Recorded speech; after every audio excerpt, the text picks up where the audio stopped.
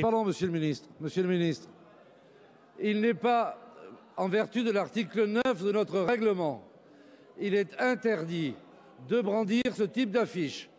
Je vous demande donc immédiatement de cesser ce manège. Immédiatement. Immédiatement. Monsieur le ministre d'État, vous avez la parole.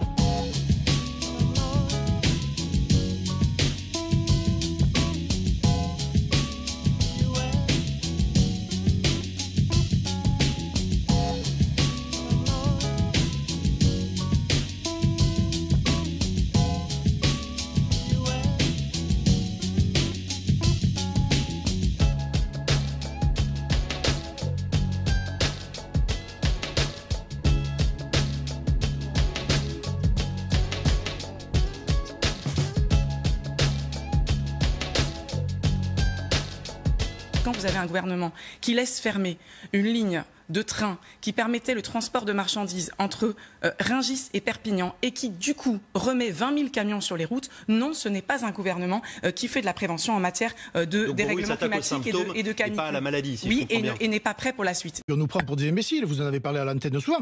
Le train des primeurs, j'y reviens, mais de Perpignan. Mais apparemment, il va être sauvé. Oui, il va être sauvé. Pas du tout. Monsieur de Rugy a menti il y a 2 jours. Le train, il va être arrêté de juillet à octobre parce que la SNCF ne veut pas faire les investissements nécessaires. Le gouvernement a dit on va trouver, si la SNCF ne fait pas ce qu'il faut, eh bien nous trouverons d'autres opérateurs. Mais qui est la SNCF en France? C'est l'État.